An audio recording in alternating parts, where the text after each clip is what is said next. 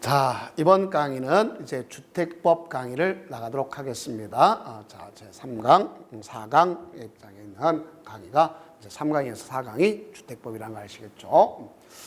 자, 주택법에 보면 다음은 주택법상 용어에 대한 설명이다. 바르지 못한 것 그랬습니다.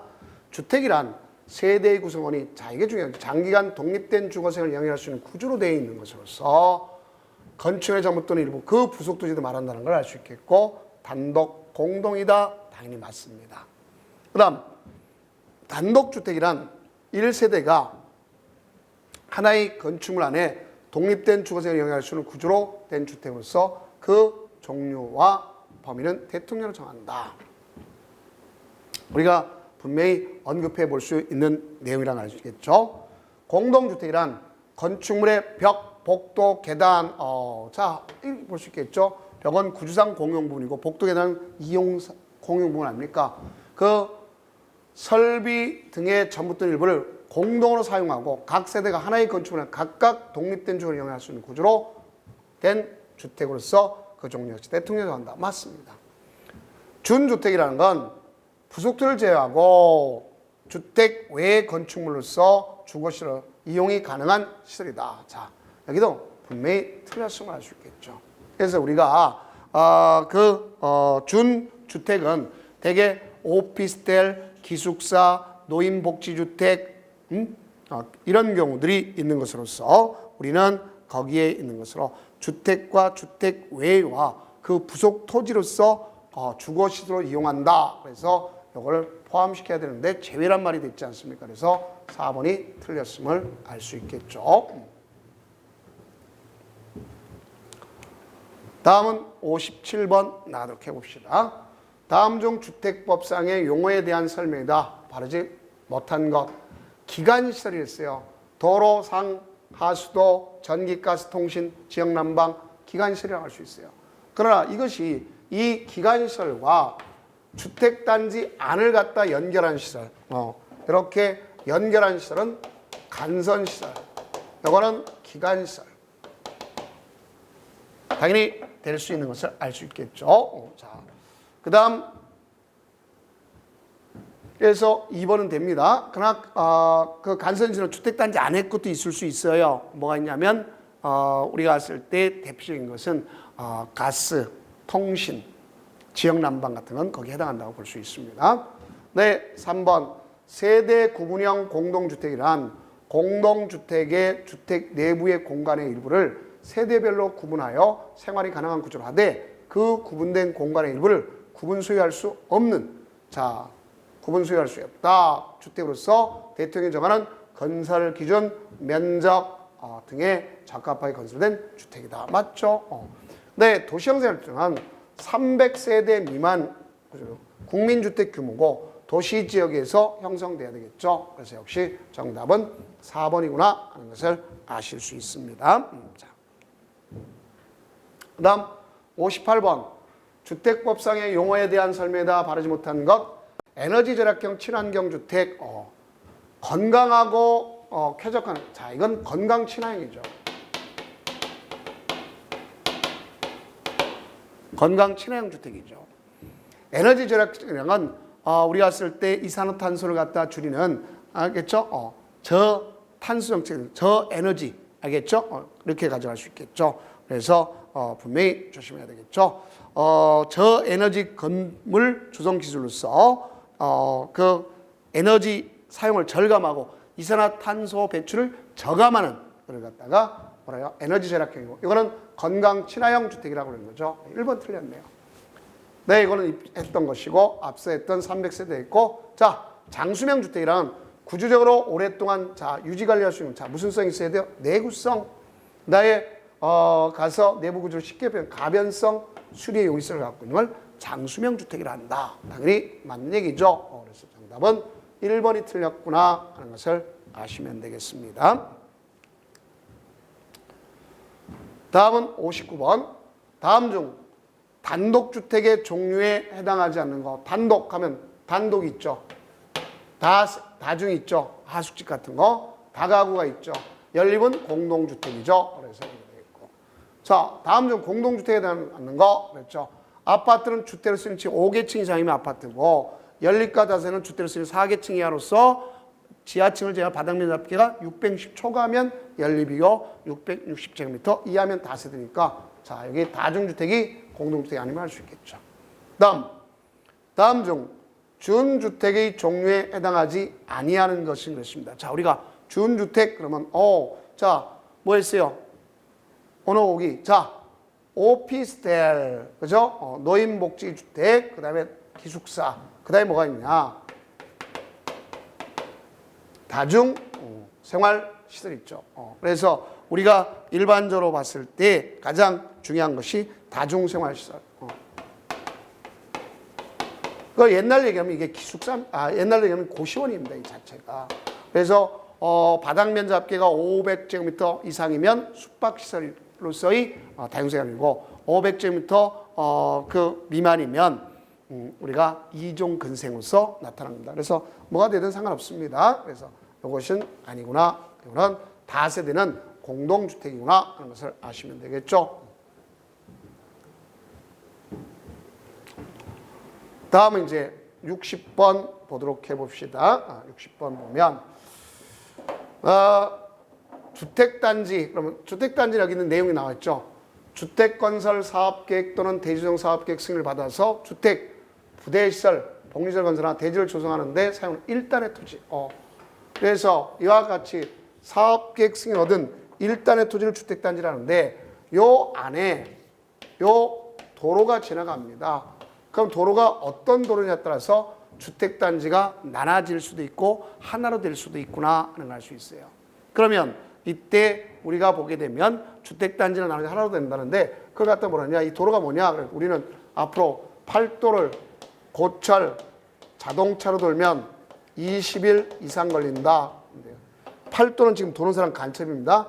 예정도로서 소유폭이 8m 이상 고속도로, 철도, 자동차 전용도 일반도로는 20m 이상 그렇겠죠. 그래서 여기 보세요. 철도 자동차 20m 이상 일반도로 되겠죠. 근데 여기 봐요. 계획도로는 예정도로는 8m 이상이 되겠죠. 그러니까 정답은 4번이구나 알 수 있겠죠. 그다음 복리시설이란 주택단지에 입주자 등 생활복리를 위해서 공동으로 시설을 말하는데 복리시설은 복리시설, 보고, 경주, 유린 그렇지 않습니까? 그러면 가서 이 동사무소다. 그러면 동사무소는 복리시설이라고 볼 수 있을까요? 없을까요? 없는 거죠. 따지면. 그래서 정답 자체는 바로 1번이구나 이런 것을 알 수 있어요. 어린 놀이터, 또 일반적으로 봤을 때 경로당, 그렇죠? 이거 말고 경로당 있죠. 주민의 운동시설이 있고, 그렇죠?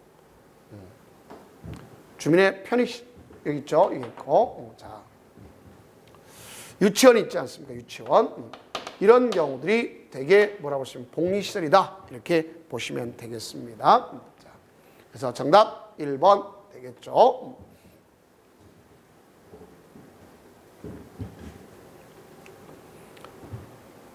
다음은 64번 연간. 그래서 연간 대통령이 정하는 호수 이상 주택을 건설 시행하는 자 또는 연간 대통령이 정하는 면적의 대지 조성하는 자는 국토교통부 장관에게 등록해야 된다. 등록 의무가 없는 주체에 해당하지 않는 거. 그러니까 우리가 봤을 때 여기 보면 등록 사업자를 고르시오 그러거나 우리가 비등록 사업자를 고르시오 이거나 마찬가지지 않습니까? 그렇죠? 연간 우리가 보게 되면 20호 20세대를 건설한다. 대지는 1만 제곱미터를 가져간다. 그러면 가서 등록하도록 되어 있는 것을 알 수가 있습니다. 그러면 지방자치단체 비등록자업체죠. 그다음에 우리가 봤을 때 여기 한국토지주택 비등록이죠. 지방공사 비등록이죠. 여기 있는 여기 보시고 토지 소유자 비등록을 할 수 있습니다. 그래서 요거 자체는 문제가 요거로 다 보는 게 아니라 요거는 분명히 문제가 있을 수 있다 볼 수 있어요. 그래서 우리가 등록 사업자. 그러면 만약에 예를 들어서 그 주택조합도 등록 사업자 같이 하면 비등록할 수 있는 거예요. 그래서 이건 문제 자체 구성이 조금 약간 문제가 있다. 그런 것만 아시면 됩니다. 자, 다음에 65번 다음 중 주택법상 주택건설 사업 등록 결격사유에 해당하지 않는다. 파산은 복권되지 않았으면 결격사유죠. 부정수표 단수법에 의해서 위반해가지고 금구형 실형 선고를 받고 그 집행이 끝나거나 집행이 몇 년, 2년이 지나지 않는 자. 자, 그러면 2년이 지나지 아니했다 하는 사람은 결국 무슨 사유가 되겠죠? 결격사유 되겠죠. 네, 부정수표 단수법 또는 이 법을 위반해서 금고형의 집행유예 선고를 받고 그 유예 기간이 이미 지났어요. 지났으면 상관없잖아요. 그렇죠? 유예 기간에 있는 자, 그러면은 있는 자, 유예 기간 중인 자 그래야 되겠죠. 그래서 이거는 상관없다는 걸 알 수 있겠죠. 미성년자, 피성년 후견인, 피한정 후견인 당연히겠죠. 피성년 후견인, 피한정. 옛날로 얘기하면 금치단자, 한정치단자 같은 소리지 않습니까? 그래서 결격사유다 알 수 있어요. 다음 6번. 자, 다음 중 주택법 제11조에서 주택조합 설립 등에 대한 내용으로 잘못된 거. 많은 수의 구성원이 주택을 마련하거나 리모델링하기 위해서 주택조합을 설립하려는 경우에 시장군청에 조합 설립 인가받는다. 이게 원칙입니다. 그다음에 인가받은 내용을 변경하거나 주택조합을 해산하는 경우에 역시 가서 신고하면 되고 인가받을 필요는 없다. 틀렸죠. 자, 역시 뭐 받으면 인가받은 건 인가받아야 된다는 걸 정확히 아시면 되겠죠. 그래서 요 내용은 분명히 틀렸음을 알 수 있겠고요. 네, 주택을 마련하기 위해서 주택조합 설립 인가받으면 주택건설 대지에 대해서 80% 이상의 소유권을 확보하는 건 맞습니다. 그 다음 주택조합과 등록사업자가 공동으로 사업을 시행하려면 시공할 경우에 등록사업자는 시공자로서의 책임뿐만 아니라 자신의 귀책사유에 대한 분명히 시공자 책임뿐만 아니라 손배 책임과 같이 져야 된다. 이거 맞죠? 그래서 이겁니다. 다만 여기 중에 신고할 사항은 하나 있습니다. 뭐가 신고하느냐? 국민주택을 우선 공급받기 위해서 하겠다. 누가? 직장주택조합이 하겠다. 그때는 먼저 신고하도록 되어 있는 겁니다. 그 외에는 인가받은 건 인가받고 하도록 되어 있습니다. 정답은 2번. 68번. 다음 중 주택법 제14조 주택조합의 감독에 대한 내용으로 잘못된 것. 1번 국토장관 또는 시장군수청은 주택공급 질서를 유지하기 위하여 특히 필요하다고 인정하는 경우는 국가가 관리하고 있는 행정전산망 등을 이용하여 주택조합 구성의 자격 등에 필요한 사항을 확인할 수 있다. 맞죠? 거짓 그 밖에 부정한 방으로 설립인가 받은 시장군수청은 주택조합 설립인가를 취소할 수 있다. 맞습니다. 그 다음 3번 주택조합은 대통령이 정하는 바에 따라서 회계감사를 받아야 한다. 그래놨습니다. 자, 맞죠? 네, 4번 주택조합은 회계감사 결과를 관할 조합원에게 보고하고 조합원에 보고하는 게 아니라 이걸 갖다 받았다. 그러면 결론적으로 결과를 갖다 시장군수구청장에 보고해야 되겠죠? 그래서 이거는 이게 틀렸습니다.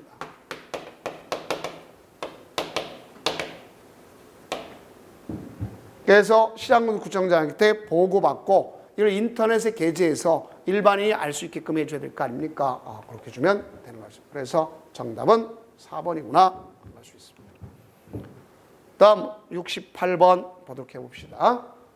주택법상의 사업계획 승인 등에 대한 설명이다. 바르지 못한 것. 대통령이 정한 호수 이상의 주택건설을 시행하는 자 또는 대통령이 정하는 이상의 면적 이상을 대중하는 자는 사업계획 승인 받아야 된다. 자, 대개 보면 이게 이제 뭐라고 하시면 단독주택은 기본적으로 30호, 공동주택은 30세대, 단 예외적으로 50호, 50세대일 수도 있고 대지는 1만 제곱미터 이상 맞습니다.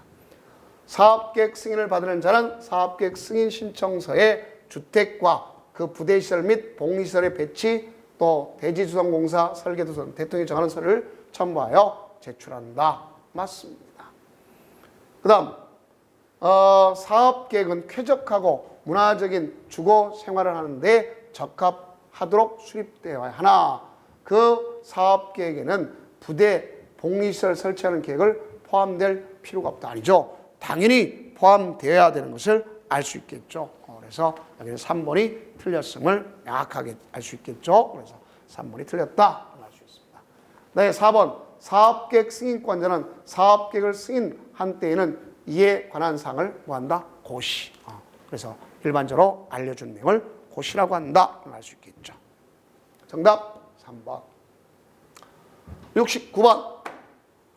다음 중 주택법상의 사업계획 승인 등에 대한 설명으로 바르지 못한 것. 사업체는 승인받은 사업계획대로 사업을 시행한다. 맞죠? 사업계획 승인권자는 사업계획 승인할 때 사업주체가 제출한 사업계획에 해당 주택건설사업 또는 대지사업 직접적으로 관련이 없거나 과도한 기반시설의 기부 체납을 요구해서는 안 된다. 맞죠?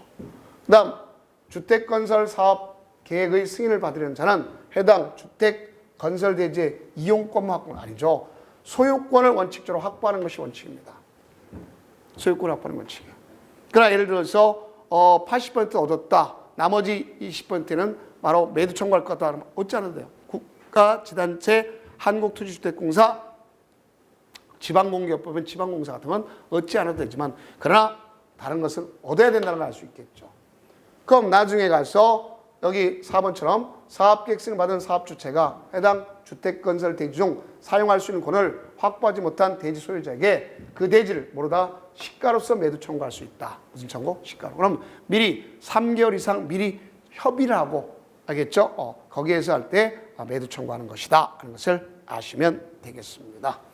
그래서 정답 자체는 3번이 틀렸구나 하는 것을 아시면 되겠고요. 다음은 70번 나오도록 해봅시다. 주택건설 사업계획 승인을 받으려는 자가 해당 주택건설 대지의 소유권을 확보하지 아니해도 되는 경우에 해당하지 않는 거. 자, 이런 걸 볼 수 있겠죠. 자, 여기 보면 지구단위계 결정 필요한 주택건설 사업에 해당하는 대지 80% 이상을 사용할 수 있는 걸 확보했어요. 나머지는 매도 청구한다. 그럼 당연히 가능한 거 맞습니다. 사업주체가 주택건설 대지 소유권을 확보하지 못했으나 그들이 사용할 수 있는 권을 확보됩니다. 그 다음 국가나 지방자치단체가 한국토지지방공사가 할 때 가능합니다. 사업주체가 주택건설 소유권을 확보하지 못했으나 그 담보권, 저당권을 이걸 갖다 뭐 해야 되겠어요? 확보가 아니라 우리가 이 자체는 다 담보권에 해당하면 안 되겠죠. 담보권을 다 없애야 되겠죠. 저당권을 다 없애야 되겠죠. 그래서 정답은 4번 되겠습니다. 다음은 71번. 국가지방자치단체 한국주택공사 및 지방공사인 사업주체가 사업계획의 수립을 위한 조사 또는 측량을 하려는 경우에 국민주택사업을 시행하기 위하여 필요한 경우에 할 수 있는 행위에 해당하지 않는 거. 자, 우선 타인 토지 출입할 수 있지 않습니까? 목적으로 사용할 수 있잖아요.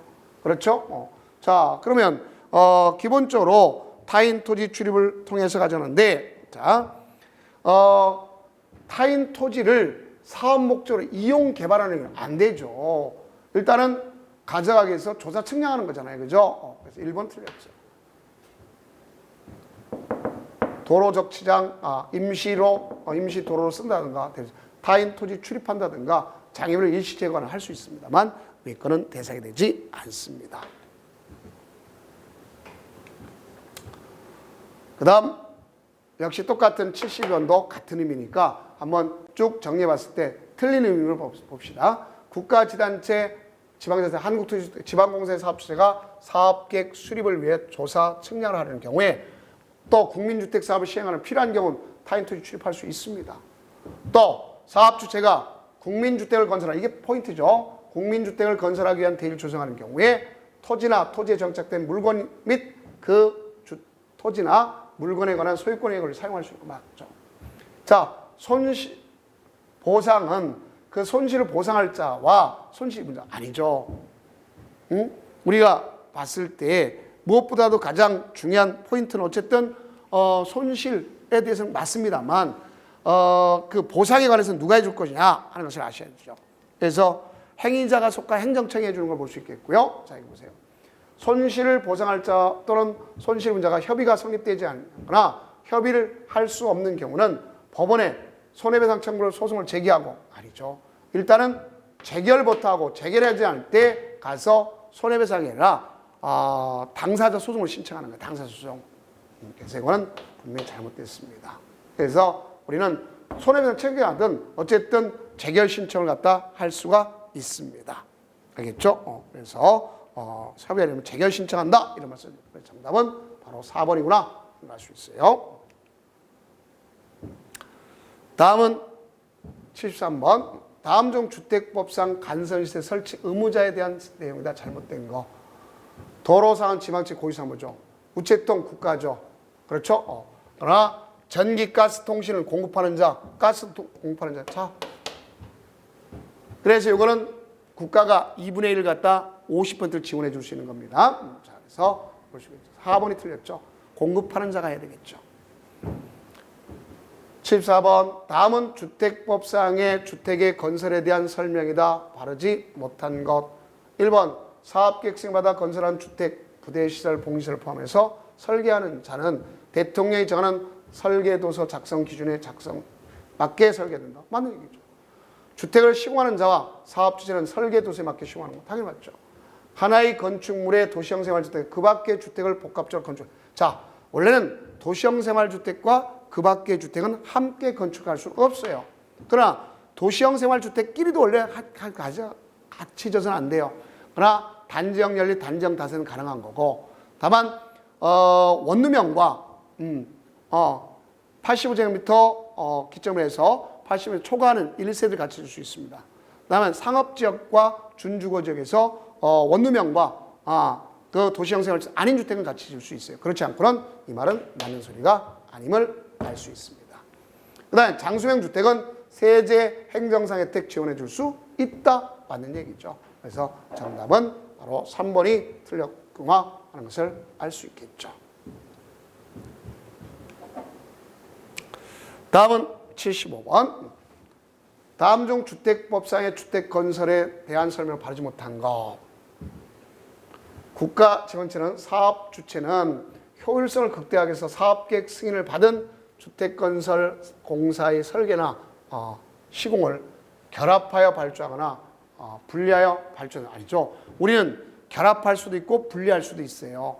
그러니까 이거는 분명히 잘못됐음을 알 수 있겠죠. 그래서 기본적으로 분리해서 발주할 수 있고 대형 공사의 경우는 일정한 경우는 이제 분리할 수 없도록 되어 있습니다. 1번 틀. 그다음 사업주의 대통령이 정하는 호수 이상의 공동주택을 공급할 때에는 주택의 성능 및 품질을 입주자가 알 수 있도록 녹색 건축물 조성 지원에 법에 따른 공동주택 성능에 대한 등급을 받아 국토교통청이 정하는 방법으로 입주자 모집 공급 표시하도록 되어 있고, 사업 주체는 공동주택의 실내 공개 원활한 환기를 위해서 대통령이 정하는 기준에 따라 환기 시설을 설치해야 되는 거고, 사업계획 승인권자라는 건 주택의 건설에 따른 소음의 피해를 방지하고 주택건설 지역 주민의 평온한 생활을 유지하기 위해서 주택건설 사업을 시행하려는 사업 주체에 대해서는 대통령이 정하는 소음 방지 대책을 수립하도록 된다. 맞습니다. 그래서 1번이 틀렸죠. 다음은 67번. 주택법상 주택의 감리자 지정 등에 대해 설명을 바르지 못한 것 그랬습니다. 자, 사업계획 승인권자가 주택건설 사업계획을 승인했을 때 시장건축시장자의 리모델링 허가를 한 때 건축사법 또는 건설기술진흥법에 따라 감리자 자격이 있는 자를 대통령의 전원법에 따라서 해당 주택건설공사의 감리자로 지정하여야 한다. 자, 누가 지정하는 걸 볼 수 있겠죠? 사업계획 승인권자가 지정하는 거 당연히 맞습니다. 그 다음에 2번에 보면 사업계획 승인권자는 감리자가 감리자의 지정에 관한 서류를 부정 또는 거짓으로 제출하거나 업무 수행 중에 위반 사항이 있음을 알고도 묵인하는 경우, 대통령이 정하는 사항의 사유에 해당하는 경우는 감리를 교체하거나 그 감리단에서 1년 범위에서 감리 업무 지정을 제한할 수 맞죠. 사업 주체와 감리자 간의 책임 내용 및 범위는 당사의 계약으로 정할 수 있죠. 당연히 없는 게 아니라. 이게 왜 틀렸네요. 4번 국토교통망은 계약을 체결하나 사업 주체와 감리자 간에 공정하게 계약을 체결하도록 하기 위해서 용역 표준 계약서를 정하여 보급할 수 있다. 누가? 국토교통부 장관이 할 수 있는 거 당연한 것이다 하는 것을 알 수 있겠죠. 자, 77번. 다음은 주택법상 주택의 감리 및 사용검사에 대한 설명이다. 바르지 못한 것. 감리자는 업무 수행 사항으로 국토를 정하는 바에 따라 사업계획 승인권자 및 사업주체에게 보고해야 된다. 당연히 보고해야 되겠죠. 이렇게 되었다는 얘기를 보고하는 거예요. 그 다음 2번. 감리자는 업무를 수행하면서 위반사를 발견한 지체 없이 시공자 및 사업주체에게 위반 사항을 시정을 통지하고 3일 내에 사업계획 승인권자에게 그 내용을 보고한다. 틀렸네요. 왜냐하면 우리가 당연히 여기 지체 없이 가정을 만들죠. 근데 이거는 7일 내에 사업계획 승인권자한테 그 내용을 보고하도록 되어 있어요. 며칠 내? 7일 내에 하도록 되어 있다. 나머지 내용 중에 보면 자, 감리자는 주택건설공사의 품질안전 관리 및 원활한 공사 진행을 위해서 다른 법률에 따라서 감리자에게 공정 보고 및 시정을 요구할 수 있으며 다른 법률에 따라 감리를 요청할 수 있는 거 맞고 밑에 있는 건 사업계획 승인권자는 지정 배치된 감리자 또는 감련이 그 임무를 수행할 때에 고의 또는 중대한 과실을 부실하게 했다. 그러면 당연히 그 사람에 대해서 말소하거나 면허정지, 자격정지 그 밖의 조치를 취하도 요청하는 거죠. 맞는 겁니다. 그래서 2번이 틀렸음을 알 수 있어요. 날짜가 틀렸죠. 분명한. 다음 78번. 다음 중 주택법상 주택의 감리자의 업무에 해당하지 아니하는 것은 그랬습니다. 업무에 해당하지 않는 것. 1번 시공자가 근로기준법상 규정을 준수하고 있는지 여부. 자, 우리가 봤을 때 이 얘기는 여기 주택법하고 상관이 없잖아요. 근로기준법상 내용이죠. 더 이상 딱 볼 거 없네요. 자, 1번 아닙니까? 설계대로 맞게 하는지 또 건축자재인지 아니면 가서 마감 제품이 동일한지 확인하는 건 누가 할 수 있는 거예요? 감리자가 하는 것 아닙니까? 그 다음 감리자에 관한 내용이죠. 잘못된 것 그랬죠. 자, 이거는 우리가 딱 봐도 여기 있네요. 자, 사업계획 승인권자는 실태 점검 결과 감리 업무의 소홀히 확인된 경우 감리자를 교체할 수 없죠. 감리자도 교체할 수가 있는 거 아닙니까? 그렇죠? 그래서 일반적으로 감리자도 교체할 수가 있다는 거 잘 아시면 되겠습니다. 자. 80번. 자, 국민주택과 민영주택을 공급받기 위해 가입하는 주택청약 종합저축을 뭐라 그러냐. 자, 이걸 입주자저축이라고 했죠. 당연히 입주자저축 그런 거 아닙니까? 그래서 입주자저축이라고 한다. 하시면 되겠습니다. 그 다음 81번. 사업주체가 일반인에게 공급하는 공동주택 중 일정한 지역에서 공급하는 주택의 경우에는 기준에 따라서 분양가격 이하로 공급해야 한다. 분양가 상한제가 적용되는 주택 그랬습니다.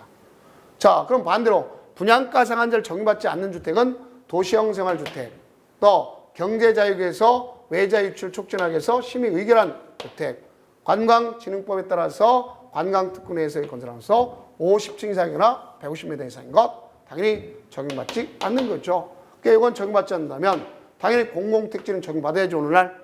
그렇죠? 정답 1번이다. 오늘 아실 수 있지 않습니까?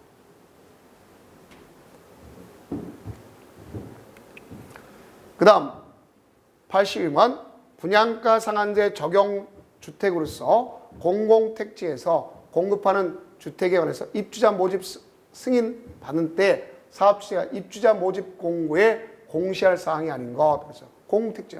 그럼 택지비, 공사비, 직접 또 간접 그렇지만 광고비는 그 안에 들어가 있다 안 돼 있다? 안 돼 있다. 택지비, 공사비, 간접 그다음에 국토교통이 정하는 거 아닙니까? 그럼 정답은 4번이란 거 잘 아실 수 있겠죠. 그 다음 83번 다음은 주택법상 분양가 상한제 적용 지역의 지정 및 해제에 대한 설명이다. 바르지 못한 것 그랬습니다. 국토교통장관은 주택가격 상승이 물가상승 현저히 높은 지역으로서 그 지역의 주택가격, 주택거래 등 지역 주택시장 여건을 고려할 때 주택가격이 급등하거나 급등할 우려가 있는 지역 중 대통령이 정하는 기준을 충족하는 지역은 주거정책 심의를 거쳐 분양가 지정할 수 있다. 맞죠? 국토교통장관은 분양가 상한제 적용지역을 지정하는 경우 미리 시도에 의견을 드려야 한다. 미리 의견 드립니다. 자, 당연히 우리가 했을 때 기본적으로 보면 맞는 거죠. 그 다음 국토교통장관 분양가 상한제 적용 지역을 지정하라고 할 때는 지체 없이 그 공고하고 시장군수한테 그 내용을 통보하는 거 맞죠?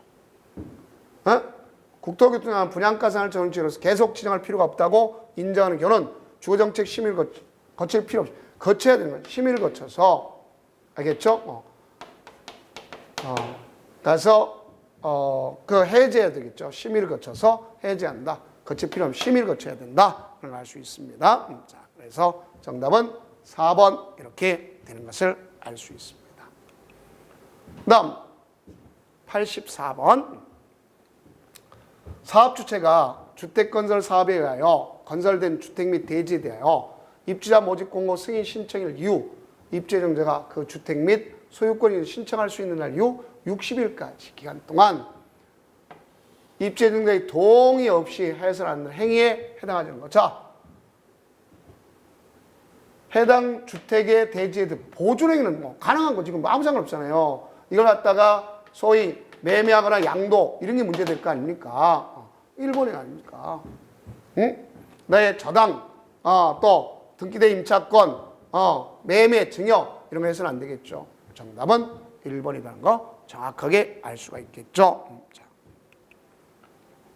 다음 85번 보도록 해봅시다.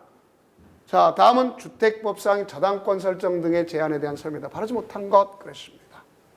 1번 사업주체는 주택건설 사업에 의하여 건설된 주택 및 대지에 대해서 입주자 모집 공고 승인 신청일 이후 입주 예정자가 그 주택에 대한 사용 승인 신청할 수 있는 날 이후 입주 가능할 이후 60일까지 해야 되겠죠. 자, 1번 틀렸네요. 그래서 입주자 모집 공고 승인서부터 이렇게 되는 거죠.